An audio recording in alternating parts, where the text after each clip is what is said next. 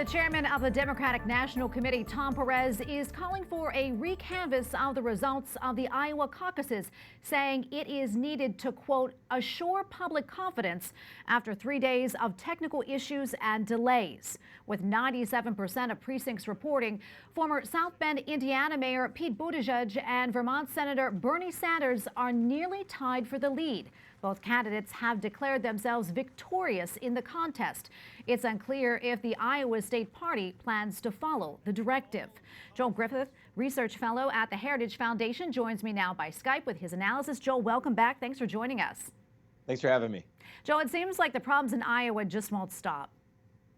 No, we are almost 72 hours now out of those caucuses. We thought we'd have results late that night. I was staying up watching until probably 1 in the morning. Those results never came in.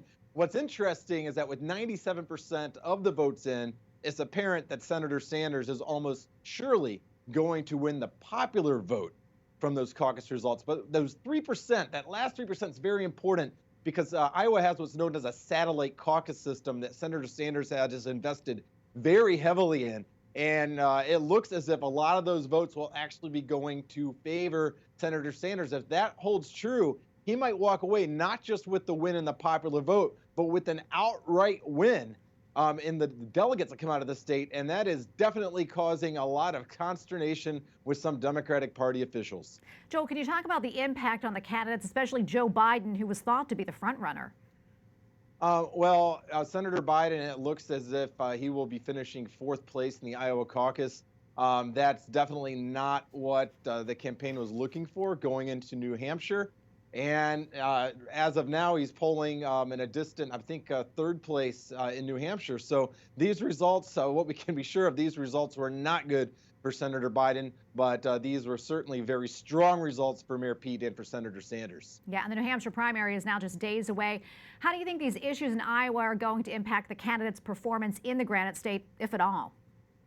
If you look at some of the polling data now that's coming out of New Hampshire, Senator Sanders is maintaining his lead, and it looks as if Mayor Pete has bumped up several points in the polls. So it's looking like it's going to be a very fiery race. It's going to be an exciting race to watch in a few days. And I really hope that once they move beyond the politics of this, and I understand it can be entertaining to watch, we need to keep our eye on those issues. And the fact is that a number of leading candidates on the left have proposed spending, and that amounts to $40 to $90 trillion over 10 years. And there just simply is no way that we can rely on the wealthy to pay for this. This would involve major tax hikes on the middle class and make us look a lot more like Europe. And if you like paying a 50% payroll tax, which is what they're paying in France, well, you're going to have some major tax hikes here to look forward to if that agenda gets implemented. Well, Joe, let's change gears here for a second. The other big political story this week, of course, is impeachment. Your thoughts on where we are now post-acquittal? Well, look, this impeachment process has been a tremendous waste of national resources, a waste of time, and has been a big diversion of our attention when we as the public and Congress should have been focused on the issues that actually matter to Americans. This was a sham, and this has longer lasting repercussions possibly, where if you have a Congress that's encroaching on the president's ability to engage in foreign policy, this is going to be a shift. Could be a shift in power from what the Constitution has given to the executive, and could shift that over to Congress because the president may be inclined in the future to get congressional approval for actions which he has authority to take on his own. All right. Well, thank you so much, Joel Griffith, the research fellow at the Heritage Foundation. We appreciate your insight. Thank you.